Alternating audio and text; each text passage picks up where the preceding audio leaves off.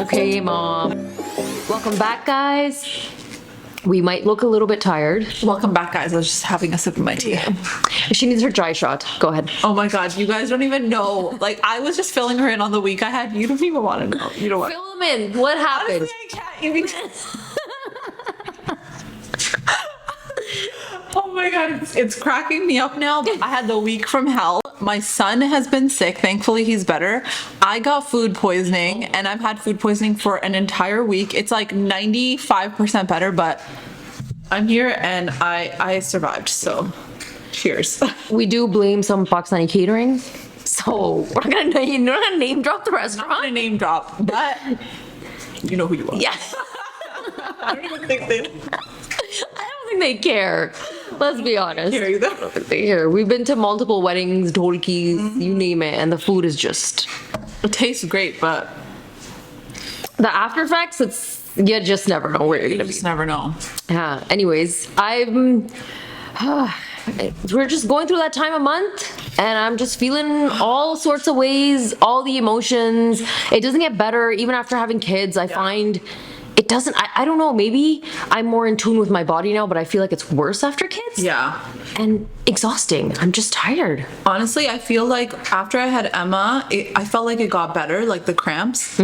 But after Asher, it is so bad. Like, I literally lay in bed. Yeah. First day, and I'm like, I'm out. Yeah. Yeah. Is that you too? Yes. So that was me Friday morning. I couldn't function. I couldn't get out of bed.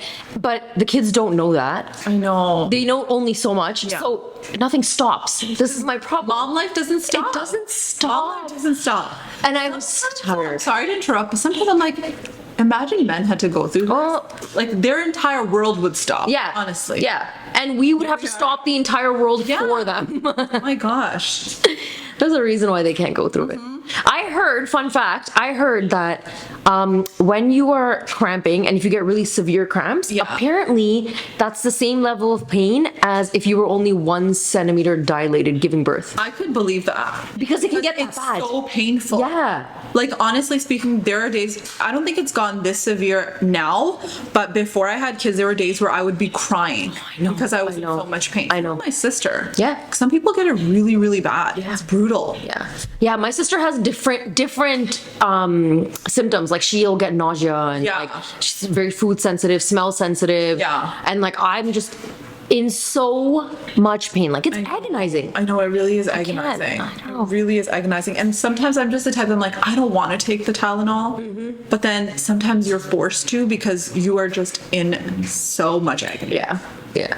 But- You know, it's funny. I went through my entire birth with no pain meds, but when it comes to my period, I'm the biggest baby. Pills. And I'm like Tylenol every 4 hours. Tylenol, Advil. Let's swap. Let's do this one. Let's try Midol. Let's try whatever. Oh, I can't handle it. Okay, so how I don't know, like, how was your birth? Since we're talking about goodness. it. Okay. You're a soldier. Take the drugs. Okay, birth story time. Listen, if this is not for you, just move on. Okay, swipe, move. I Like know. it's okay. But we're just here and we're gonna talk about it. So I have 3 kids, and my first birth, I didn't have midwife. I had an OB. Yeah. But I hired a doula. And one of my friends actually hired her and highly recommended her. So I said, okay, Right. you know what? I'm going to go with an OB because of just personal reasons and kind of Yeah. like where my headspace was at.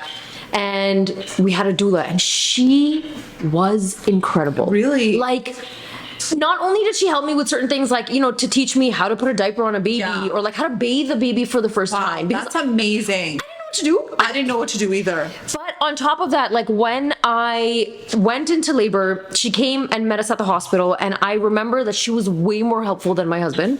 They all- And this is pre-COVID, so you could have more than one person in the room. Yeah, exactly. And so, like when my contractions would come, she would just come behind me and she would like massage my back, and she would do something with her fingers that would make the pain just a little bit it's less. bad, right? She would hold my belly up Yeah. when it was just too, like unbearable. Yeah. She got me the big ball, the yoga balls and all Yeah. these things. Like, Yeah, she yeah, was just very great person to have in the Yeah. room because she knew what to do. And you had her with all 3 of you? No, I just had her for the one because for the second time and the third time around, I just had midwives. Yeah. And they were COVID babies, so nobody was allowed anyways. I couldn't hire her. Yeah. So it turned out that the OB that was on call for the first time, I just didn't get off on the right foot with him. Yeah. And he decided he didn't want to check in on us for the rest of the night. What? Yeah, it was bad. Where did you It was bad.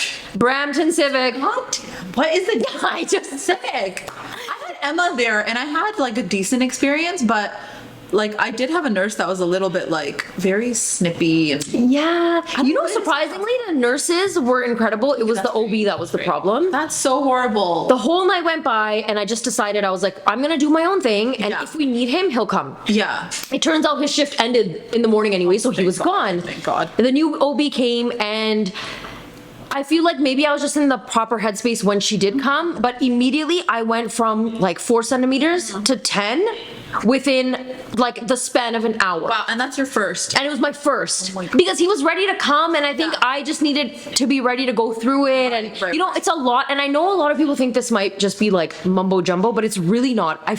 I know from my experience that when you're in the right headspace and Yeah. you need to be ready to have your baby, Yeah.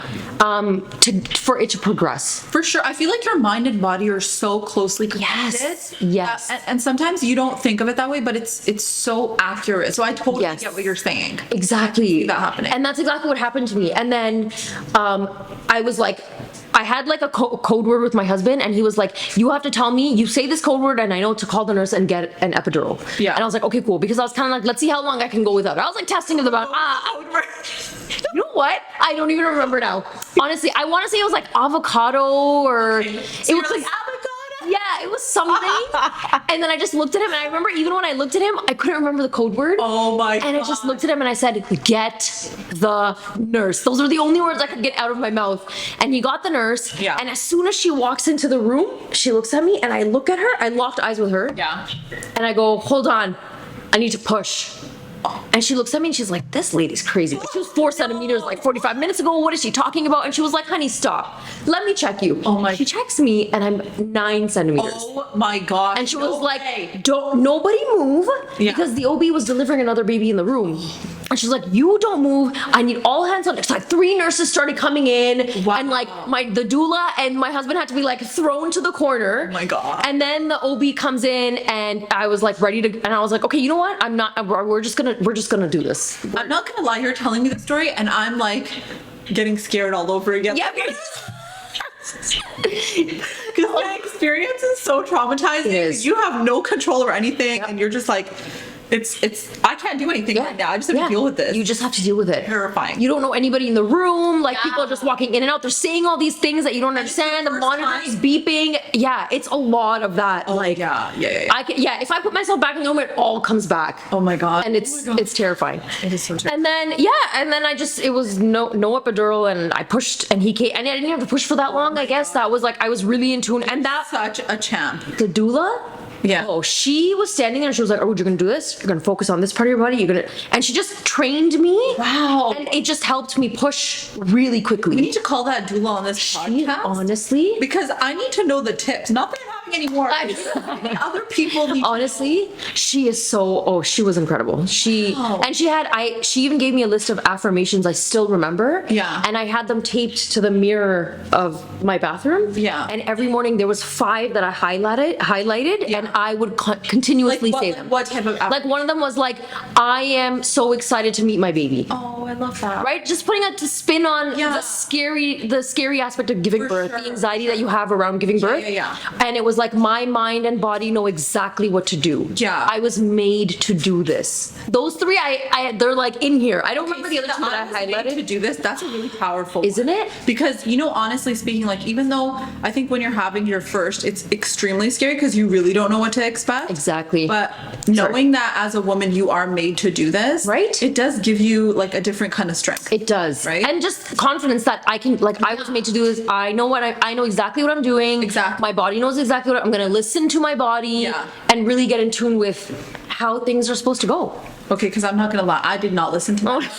Or maybe I did, because when I was in there, I was like, hook me up with all the drugs. Give me everything you got. So how did you know you were going into labor? Oh man, I have 2 very different stories. So Okay. with Emma, I was in labor 2 days before and my contractions were horrendous. And I couldn't even go to the hospital. I had midwives for both my kids. I couldn't go to the hospital because I was not at like that 4 centimeter mark. And then I remember going to my midwife and she checked me and she gave me like a Gravol shot, and it makes me really like woozy. Oh yeah. So I fell asleep, but it gave me the worst contractions of life.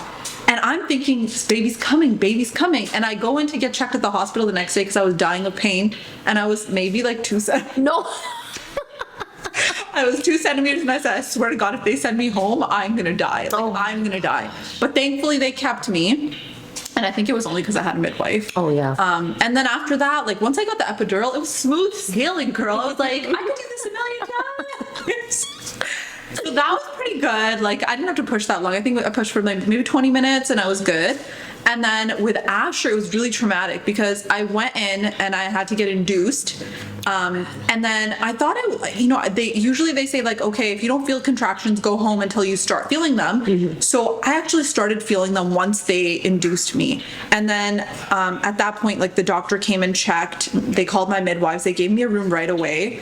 And then it was a very quick delivery. So I went in, they gave me epidural. I think it was like 2 centimeters and they gave me the epidural. Oh, wow. Really quickly, yeah.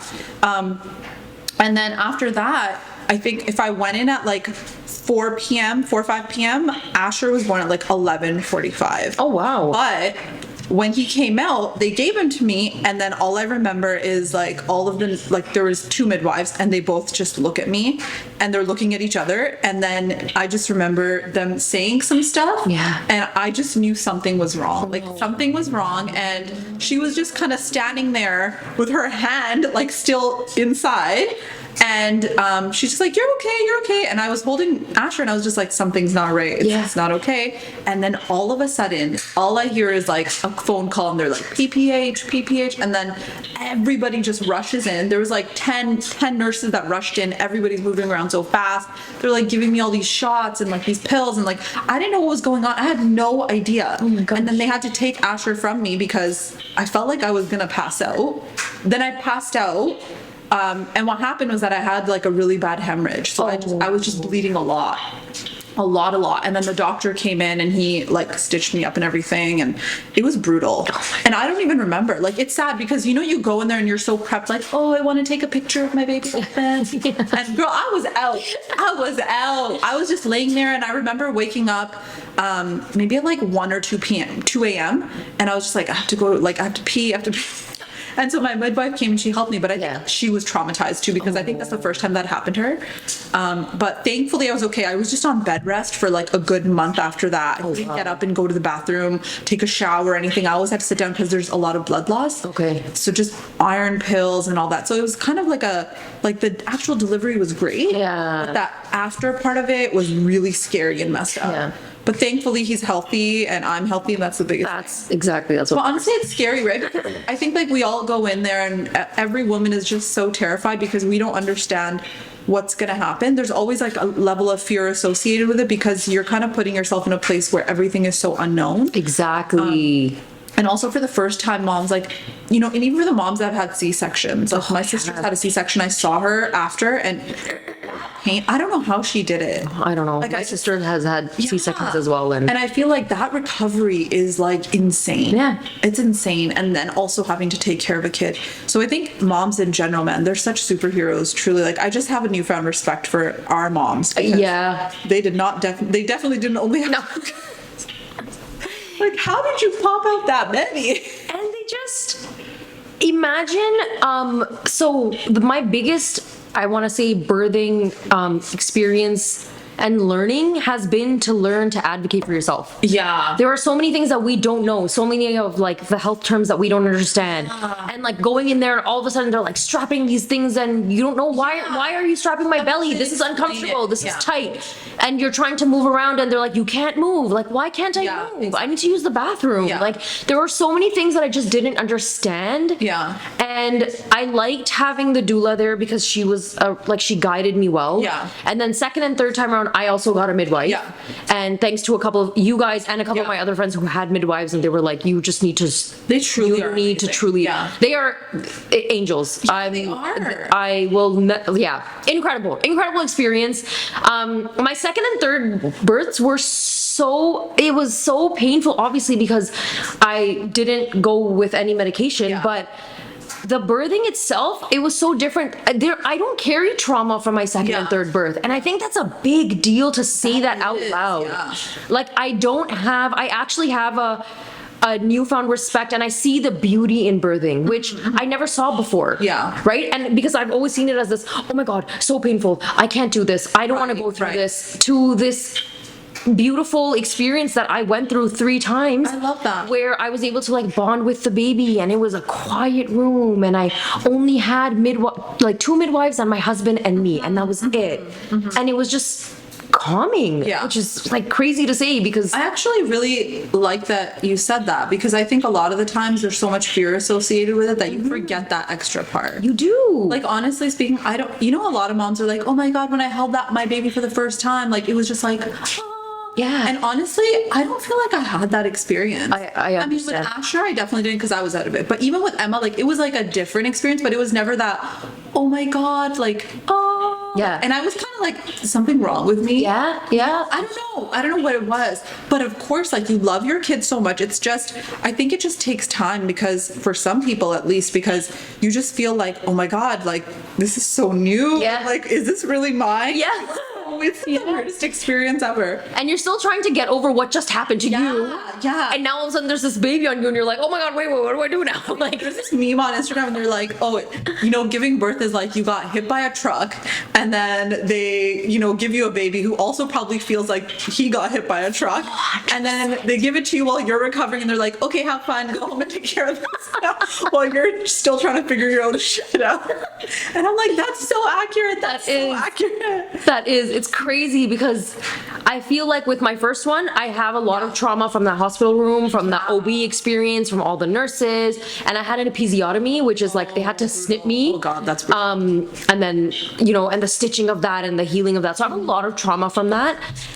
My second birth was like smooth. I love that. Like smooth and beautiful, and I had a moment, and I got to hold him, and it was calm and quiet. And my husband even says that he really enjoyed the experience, because then he was really like front and center. Yeah. And the midwives were really like, they were really happy to get him involved. Yeah. And they were like, oh, do you want to see the placenta? Like, do you know what it is? Do you know what it looks like? And he was very into it. He wanted to know what was happening. Yeah.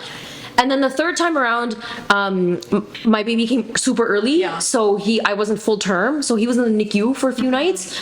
And I had a very calming birthing experience, but right after I gave birth, the room was flooded. I feel like that as a mother is the scariest. That was really scary, because I had him, and as soon as I had him for a little bit, the pediatrician came, took him. And it's like, they're checking his blood sugar, and they're checking his this, and he's like shaking. He was shaking as a baby. Yeah, it was really sad, because I told my husband, I was like, can you just take some videos or something? Yeah. So I look back on it now, and he's like shaking, and she's like, it's very normal. He's, and then they literally just put him in the bassinet and rolled him away. Okay, I cannot, like, you're telling me that, and I'm like, my heart is breaking a million times over. And I can't deal with it. And I just sat there, and I was like, so what do I do now? And the midwife was like, well, you didn't even have any tearing this time, so I don't need to stitch you. And I was like, so do I walk to the other room? I don't know what to do.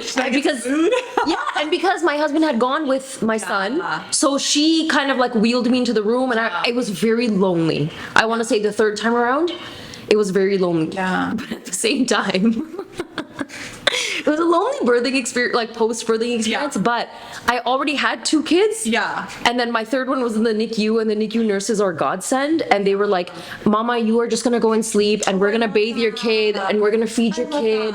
And so I had a full night's rest. That is with amazing. No interruptions. Oh my gosh, Ruth. Like, can you? I mean, it's a bad thing, but it is also a dream to get that full night's rest. It was. And I took it. Yeah, you should. Because normally there's like mom guilt. Oh my God. And I was like, and the nurse just came to me and said, listen, I know you have 2 little ones at home. Take this. And I had like a birthing experience. I took Tylenol, and I had 8 hours of sleep. Yeah. The next morning I felt brand new. I love that. It was incredible. I love that. So honestly, like, hats off to the NICU nurses in trauma. I feel like they put in so much work. They do. Honestly. And I was talking to one of them. Yeah. She was incredible. I was talking to one of them, and I was like, we've been in and out of the hospital a few times now, and I'm like, I've never worked or seen with nurses like you guys. And she was like, I think it's because we genuinely care about these kids. and we would be in the NICU, and like you would see first time parents, and I don't blame them. I know I'm laughing, but like they would be so nervous, Yeah. and like panicking and freaking out, and like all these things, and like my husband and I would just be sitting there. He'd be on his laptop. I'd just be like chilling, and like Isa would just be sleeping on my chest, Yeah. or we would just be doing some skin to skin or whatever. And like one of the nurses came by and said, "This is what you call seasoned parents."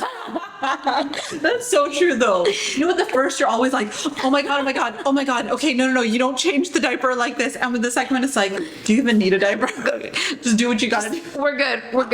You know the first time when we had Ibrahim? Yeah. I used to have a notebook, and we used to record the time and the length of me breastfeeding him, because I could not for the life of me understand breastfeeding. No one can figure it out. Okay. Like honestly, a first time mom figuring that out, it's like you're speaking Mandarin. Okay. No freaking idea. This is the stuff that bothers me, because I remember I had this conversation with my mom before I was about to have Emma, and I was like, I'm just gonna ask her, like I'm just gonna ask her and see like what's good. Okay, my mom, our moms, they don't talk to us about this stuff, right? Nope. So I go and I sit with her and I'm like, okay, mom, just be real with me. Like, how bad is it? Like, how bad is the pain? And she's like, to me in Urdu, she's like, "Bahut mushkil ka waqt hota hai." And basically what that means, like, it's a very hard time. Okay. And I was like, yo, I knew. When she said that, I was like, it's over. It's game over. It's game over. It's gonna be horrible, okay? But then I was sitting there and I'm like, after I had my kid, I was like, why did she not tell me how hard the postpartum is? Right? Like when you have the kid, and like, why didn't you tell me how hard breastfeeding is? It is so It's brutal. hard. Oh my god. So did you go to the breastfeeding clinic? I had to, because after I had Emma, first of all, the nurse was just like, just feed her. And I'm like, how? And then she showed me once and I was like, I don't know how to latch a baby. Like, I don't know. I'm trying to figure it out. I have no idea. My midwives would help me, but like they wouldn't come every single day. And like they were so amazing and helpful. And they're probably the only people that really helped me. So Right. when they came in to weigh Emma at my house, that's when she was like, she's actually lost a lot more weight, so like start giving her formula. And when I gave her formula, this girl gulped it down like she had been starving, and I felt so guilty in that moment. But she was like, don't worry, like don't be sad about it. And then she's the one that referred me to the breastfeeding clinic. Okay. And that clinic changed my life. Oh my god. For those of you who don't know, there's a breastfeeding clinic in Brampton Yeah. that everybody recommends to go to, where they actually what's the process? I've actually never been, so I'm wondering what the process so is. basically, well, it's not, they have it in all different areas. Okay. So basically what you do is you take your baby and they weigh your baby. Okay. And then they watch your technique of how you feed your baby. Okay. And then what they do is they help you adjust the technique. Sometimes what happens is like your baby could have a tongue tie, your baby could have like, like latching issues, like so many different things that maybe like your baby, you're not latching properly. So they help you with your latch. And then they also help you with so many other things too. So like I got mastitis. Oh my They gave me a prescription for that. It was brutal, girl. It was brutal. Like I swear to God, after you have a kid, it's like, what sickness is happening today? Like me and my sister would joke around and be like, hey, what's the disease of the day today? Literally. Because every day was like, oh, today it's like, oh, okay, she has thrush now. my Today you got mastitis. Oh, her nose is stuffy today. Oh, she has gas. Every day was something. Every day. They give you all the tips, and then as soon as you finish feeding the baby, then they weigh the baby again to see how much they got. Oh, nice. And so like you go, I think once a week, but they are so helpful. I feel like I really got the hang of things after I went to that clinic. Very nice. But to be honest, I went for both my kids. So well, actually, I got a lactation consultant with Asher because it was COVID. Oh, yeah. But that clinic was amazing. Such a good experience. So I've never been. I had a lot of people like talk to me about it, but I ended up getting a lactation consultant the first time around, and I just realized with the way that like I'm shaped, I couldn't feed any of my kids in the regular like normal style. Yeah. So I footballed all my kids. Yeah. So like their head would be here, and their just feet are just dangling in the back. Football was so hard for me. So it was hard at first, but it was the only way they would latch. And I think because I did it with all three, I'm assuming it's maybe the way I'm shaped. Yeah. That was easier for them or something. I don't really know. But we definitely had to supplement with formula in between and stuff. And by then I just didn't care because you're so tired as a first time mom that if I can hand my baby off to somebody else and I can go and nap for 2 hours or whatever, like just do it. The mom guilt is always going to be there. I feel like it never goes away. It really does. Like, it's sad because it's like, I was talking to my mom about this. She's like, I really hope you guys like breastfeed your kids. And I was like, oh mom, did you breastfeed us? She's like, actually, no, I didn't. You didn't breastfeed us, but you're telling us you breastfeed her again. So my mom only breastfed my elder Yeah. sister, like Yeah. my sister was breastfed, and then me and my brothers weren't. And it's weird. Okay. Yeah, and like, you know what, it's weird, and these are things that I learned as I got to know my mom better, because our relationship has definitely changed since Yeah. I've become a mom. But she would share things with me like how breastfeeding wasn't always seen as a great thing to do in Yeah. the Pakistani community. Like, it's a little bit like you should have some shame. I can totally see that. Yeah, like don't be like out here breastfeeding your kid in front of other people, even if you're covered. Yeah. Even if you're covered. If like there's men in the house and they know that you're breastfeeding, like No. don't, like, you know, there's a lot I'm of like, I completely get that. yeah. Completely get that. And so my mom would share that with me, and then she would also talk about how she didn't like it. She was like, it was too hard for me, Yeah. and she felt like, you know, you're just stuck with the baby all the time, and she found maybe the baby wasn't getting enough, or she felt like maybe or people would tell her your baby's not full enough, that's why they keep crying, and you know, people make you feel like a bad mom all the time. To chill. Yeah. Oh my God. And so she was like, so when you guys were born, she was like, I didn't even want to bother with any of that, and I gave formula. And she also said Yeah. that when they were, because my sister was born in Pakistan, but me and my brothers were born here, and she said for some reason there was this like Western notion where formula almost seemed better. My mom said that too. Yeah. She said the same thing. She's like, it was just like a fad or something. Yeah. And everyone was doing it. So we were thinking that, oh, this is better. Yes. We didn't also have that knowledge and education.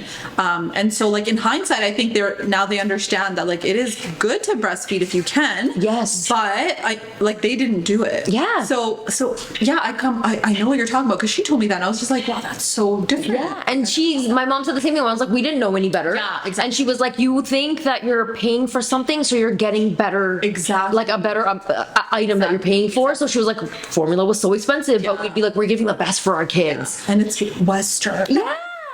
So it's so interesting that you kind of like tap into their struggles as moms versus our struggles as moms, and how things are changing. And For sure. I think that's like a really big thing, especially with like the formula and the breastfeeding thing. Like now I think a lot of us are kind of like, well, yeah, there's a lot of benefits to breastfeeding. I think even like pediatricians, they're always like, oh, you're breastfeeding, great job. But like, it's kind of disheartening, I guess, like for the moms that maybe don't have the opportunity to do it, or like they have gone through some struggles and they had to take medication after and they just can't breastfeed. Yeah. It's just kind of sucky because they have to go through that guilt of like feeling like, oh, well, you know, maybe I'm like doing something less for my child. Yeah. I think even for myself, the days when I would have to give Emma formula, which honest to God, I gave her formula for such a long time, I also used to feel bad. Like I would feel so internally guilty because I would be like, well, why can't I just do it? I know. And sometimes you just can't produce enough. Like you're just like, I can't, like I just can't. I'm doing everything right, but I'm so exhausted and I just can't. Yep. And then you're sitting there like binging on lactation pills.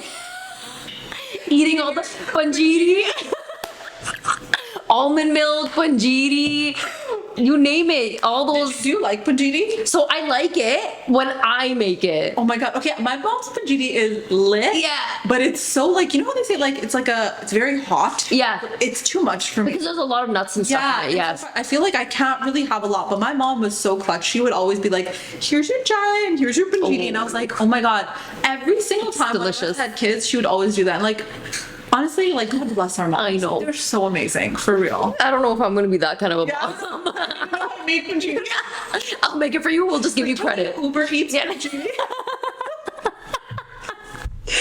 But you know, I think next episode we should talk about like moms and stuff, because I feel agree. like there's a lot that we have to unpack with that. We do. Yeah. Guys, tune in.